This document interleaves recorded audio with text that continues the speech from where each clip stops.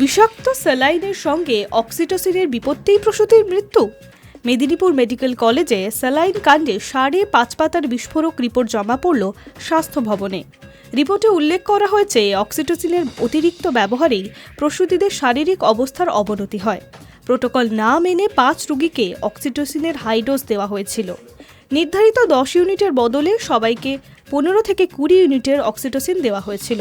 অক্সিটোসিনের dose বেশি হয়ে যাওয়ায় রোগীদের রক্তচাপ কমে যায়। প্রসবের সময় অতিরিক্ত রক্তপাত রুখতে অক্সিটোসিন দেওয়া হয়। রক্তপাতের আগে বা রক্তপাত বন্ধের জন্য অক্সিটোসিন দেওয়া যেতে পারে। দুই ক্ষেত্রেই অক্সিটোসিনের 2 রকম ডোজ দেওয়া হয়। কিন্তু রিপোর্টে উল্লেখ্য, মেদিনীপুরের সব প্রসূতিরই অতিরিক্ত রক্তপাত হয়নি। একজনের রক্তপাত বেশি হয়েছে বলে টিকিটে লেখা ছিল। বাকি রোগীদের ক্ষেত্রে এরকম কোনো নোট ছিল না। কিন্তু সব ক্ষেত্রেই অক্সিটোসিনের বেশি ব্যবহার হয়েছে। রিঙ্গার ল্যাকটেট স্যালাইনে গলদ ছিল বলে উল্লেখ করা হয়েছে রিপোর্টে। আরও বলা হয়েছে, ঘটনার দিন রাতে গাইনি বিভাগের ডিউটিতে ছিলেন একজন সিনিয়র আরএমও। সিসিটিভিতে ওই আরএমওকে ওটিতে ঢুকতে দেখা যায়, যদিও অপারেশন টেবিলে সামনে ছিল না ওই আরএমও। পিজিটিদের দিয়ে অপারেশন করানো হয়েছে।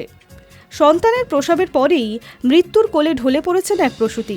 3 জন গুরুতর অসুস্থ অবস্থায় হাসপাতালে, তার মধ্যে 2 জন ভেন্টিলেশনে। পশ্চিমবঙ্গের ফার্মাসিউটিক্যাল তৈরি রিঙ্গার ল্যাকটেটের ব্যবহারের ফলেই এই পরিণতি বলে অভিযোগ। এই প্রেক্ষাপটে আবার রোগীর পরিবার থেকে মুচলেখা লিখিয়ে নেওয়া নিয়ে নতুন বিতর্ক তৈরি হয়েছে। কিন্তু এতগুলো মানুষকে নিয়ে ছিনিমিনি খেলল কারা এই ঘটনার জন্য দায়ী? এ নিয়ে প্রশ্ন উঠছে।